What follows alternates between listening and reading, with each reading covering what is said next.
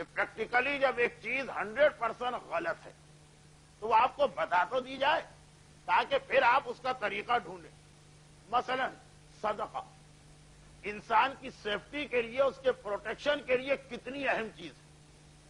اور ایک بات میں بتا دوں کہ صدقہ جو ہے اس کا دنیا میں بھی فائدہ ہے، آخرت میں بھی فائدہ ہے.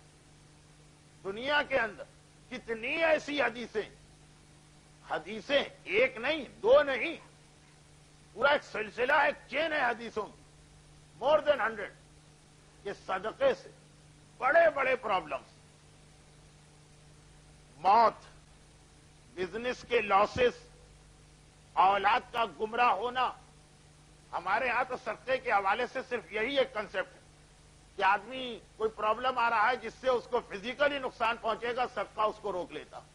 نہیں، صدقہ اس کا جو کنسپٹ اسلام نے دیا اس کے اندر ہمارے دنیا کے سارے مسئلے آ گئے. ایون موت کے بعد کوئی قبر میں عذاب آتا ہے، وہ بھی تو ایک پرابلم ہے، اس کو بھی صدقہ روکتا.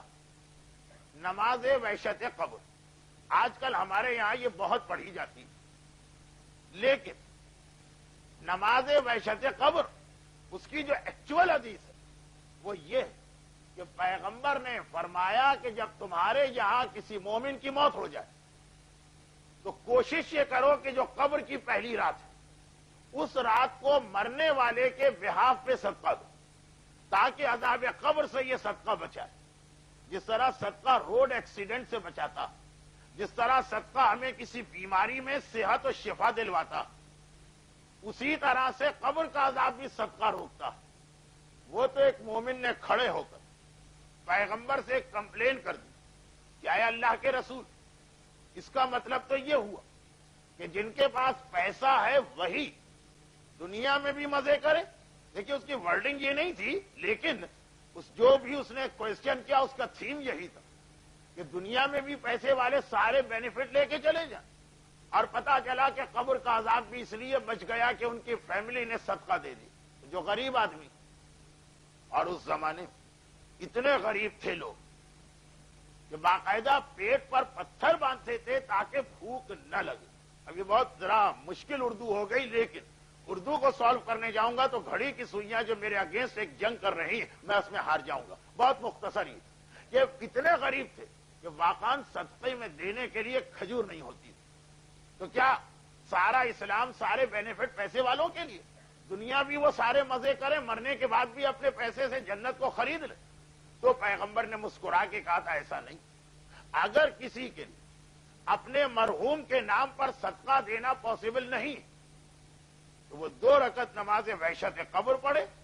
یہ نماز اس کو وہی بینیفٹ دے گی جو صدقہ دیتا. نماز سبسٹیٹیوٹ ہے صدقے کا. اس وقت ہمارے ہاں جو کنسپٹ بن گیا اس کے اندر نماز کو، یعنی نماز وحشت کی بات ہو رہی، مرنے والے کے لیے سب سے زیادہ اہم پروٹیکشن سمجھا گیا. نہیں، وہ سبسٹیٹیوٹ ہے. صدقہ پہلے ہے، صدقہ نہ دے سکو تو نماز پڑھو. یہی وجہ کہ ہمارے تمام مشہور مجتہدین اصل مسئلہ یہ لکھتے ہیں کہ جس رات کو مرنے والے کے لیے نماز وحشت پڑھی جا رہی اسی رات کو اس کے لیے صدقہ بھی دیا جائے، دونوں چیزیں ایک ساتھ. تو میں نے یہ ڈیٹیل کیوں بتائی؟ یہ بتانے کے لیے کہ صدقہ جو ہے اس کا جو اسلام نے ہمیں کنسپٹ دیا بہت بڑا. دنیا بھی آخرت، مصیبتیں اور پریشانیاں بھی صدقے سے دور ہوتی ہیں اور برکت بھی انسان صدقے سے حاصل کرتا، اپنی اولاد کے لیے، اپنے بزنس کے لیے، اپنی فیملی کے لیے.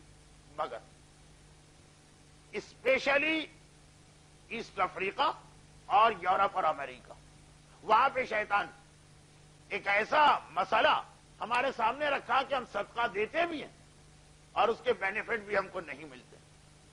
میں نے اس سے پہلے بھی ایک بار یہ بات کہی تھی، لندن کی کسی اور مجلس میں کسی کو آبجیکشن ہوا تھا کہ صدقہ اس چیز کا نام نہیں ہے کہ آپ نے پیسے نکال کے گھر میں رکھ لیے کہا یہ صدقہ ہو گیا.